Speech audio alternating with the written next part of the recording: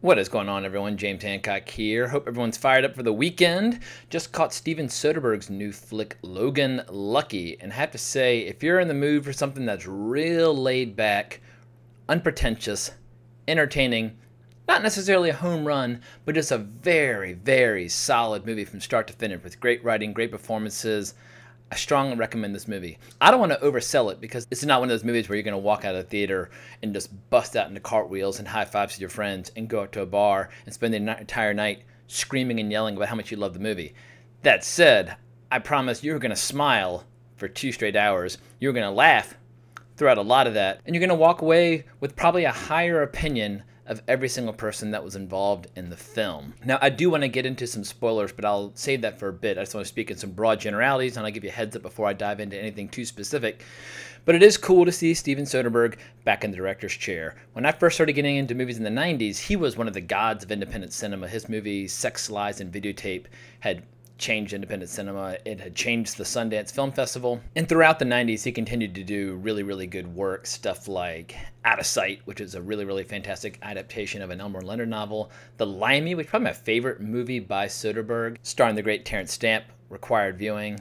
I really like Schizopolis. And then in the 21st century, his career just bloomed. He started doing these giant Ocean's 11 movies. He started doing things like Traffic and Aaron Brockovich. And all of a sudden, he went from this quirky independent filmmaker to this gigantic mainstream director. I don't know when or where or how this happened, but at a certain point, I just stopped tuning into his movies. And this was not as a result of seeing a movie and having a bad experience. I was a colossal fan of Steven Soderbergh. I even read his book, Getting Away with It, which is both about his career as well as interviews with the director Richard Lester. I found him really, really interesting, but for whatever reason, I just stopped putting his movies and TV shows on my calendar. However, I have to say, after seeing Logan Lucky, I feel like he is very much back in his lane, doing the kind of movies that he really excels at.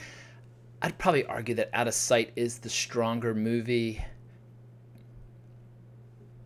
but maybe I'm just being sentimental because I was so movie crazy when I first saw that flick. In any case, sole screenwriting credit on this movie is by newcomer Rebecca Blunt. I'm totally unfamiliar with Rebecca Blunt. I looked her up on IMDb. This is her first movie, so job well done. She absolutely knocked it out of the park. Clearly, Steven Soderbergh read this script and decided he wanted to come back to the movie business because he basically has flirted with retirement, then dabbled back in TV, but it's nice to see him back where he belongs. So, Rebecca, if you played a role in that, thank you very much. But before I get into specifics, I should just say that the cast is really on fire, except for one person, Seth MacFarlane. I'm not quite sure when this happened, but somehow Seth MacFarlane, who was once one of the funniest people on the planet. I mean, I really, really loved the first few seasons of Family Guy. All of a sudden, he's about as funny as an orphanage on fire, and I don't know why. He lost his funny bone. And I don't know if that's because he just got so overwhelmingly successful that he has lost all perspective on what makes comedy tick. But it seems like after the movie Ted, he hasn't made me laugh since. So I'll say he is the one weak link in this movie. But everyone else, I mean, Hilary Swank has a small part. She's incredible. You got Riley Keough, if I'm saying her name correctly. She's just sexy beyond words. Channing Tatum and Adam Driver are so goddamn funny, have this incredible chemistry. I absolutely love seeing the two of them together. You have a wide range of really, really small, colorful characters who are total shit-kicking rednecks in the best possible way, funny as shit throughout. And then you've got the showstopper, Daniel Craig, Mr. James Bond, playing Joe Bang. I mean, this is a movie that takes place in West Virginia, and North Carolina. And I grew up in Virginia and North Carolina, so I'm pretty familiar with those states. I basically spent the first 23 years of my life in those two states. And one thing that drives me crazy is when I see Hollywood movies or Hollywood shows basically painting the South with one big giant brush, particularly when it comes to accents. The South has a wide range of accents. Like any large region, you can have different accents. And this movie totally embraces that, none more so, though, than Daniel Craig, who is just on fire. I mean, I'm used to him in full-blown James Bond mode, but as Joe Bag, I mean, he had me shitting my pants with laughter from start to finish. I mean, he has this great scene where he's in the car and he's getting changed after being busted out of jail, and he's like, and this is from the trailer, so it's not a spoiler, but he's like, I'm about to get naked, so no peeking. And of course, he wants this girl to turn around and watch him do his thing, but he is just, he's got so much damn charm and charisma, and it's a relief seeing him crack a smile and have fun, because I think he was totally exhausted after Spectre, and he was kind of shitting on the Bond franchise for a bit. Now he just recently committed to doing the next James Bond film, so he seems to be back in the saddle as far as everyone's favorite super spy is concerned, but it was such an exciting change of pace to see him do something so wildly different from what we've seen him do to date. So that's the end of my spoiler-free section.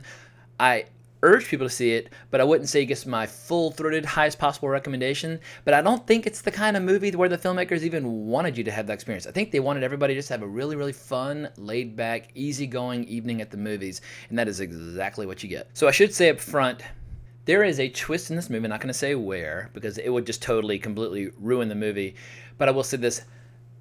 The movie you think you're watching is not necessarily the movie that you're watching, and the last act is so unpredictable and so surprising that I'm smiling from ear to ear at the unpredictable nature of Rebecca Blunt's screenplay. It is hard to write a heist movie that doesn't feel like a ripoff of the million other heist movies that we've seen before. I don't care which heist movies you care to mention, they all have a little something in common, and there are certain tropes that we've become familiar with by this point, and it's hard to break new ground and be fresh. The fact that this movie is populated by so many rural, borderline hit characters definitely puts us in a different space. I mean, if you're used to The Killing or Asphalt Jungle, like some of those like kind of old school hard-boiled classics, this movie's nothing like those. Or if you're used to the Ocean's 11 franchise, where everybody's wearing incredibly stylish suits and driving fancy cars and wearing shades and just, you know, the masters of their own destiny, this couldn't be more different from that as well. These are guys who have trouble paying their bills.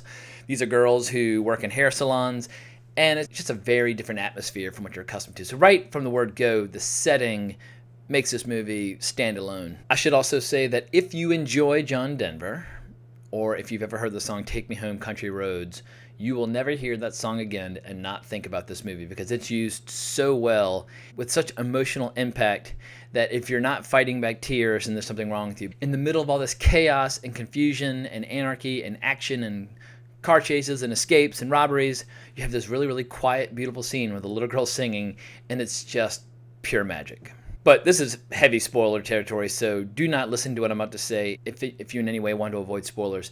But there's a scene where they basically, in order to pull off this job, they have to create a diversion at a prison while they go and rob this racetrack. And as a way of sustaining that diversion, the prisoners take over the kind of the cafeteria, and they come with a list of demands.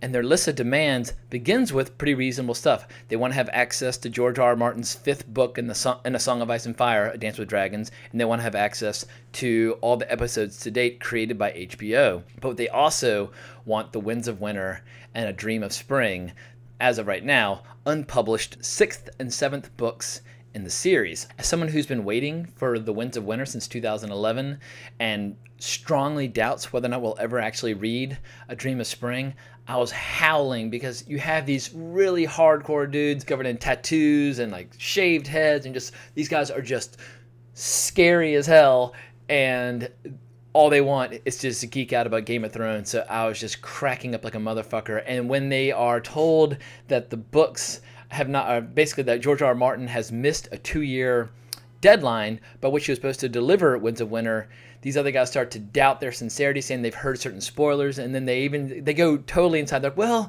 the showrunners, they've had to go ahead of the books now. The show's in new territory. I mean, it is a truly geeky Game of Thrones conversation in the middle of this crazy jailbreak heist movie, and it's just, yeah, it's an absolute blast to watch. So chalk me up as a very, very satisfied moviegoer. I love movies that do not pretend to be more than they are. I love a complete, total, and lack of pretension. So many movies take themselves so seriously. So many filmmakers are just smug, self-important assholes in so many ways, and it was just an absolute relief to watch a movie that just wants you to smile and laugh and have a good time and walk away in a really, really good mood. And that is exactly what Logan Lucky is. Is it one of the all-time great heist movies? Probably not, but holy hell, it's certainly going to be the best heist movie you see this year. So definitely give Logan Lucky a go. I look forward to seeing more films and shows from Steven Soderbergh in the future. Thank you so much for watching my video. I really, really appreciate it. If you want to talk more, hunt me down on Twitter at Colbrax, or just leave a comment in the comments below. And I'll probably be back at you later tomorrow for a little review of the new Netflix show, The Defenders. Thanks so much for watching.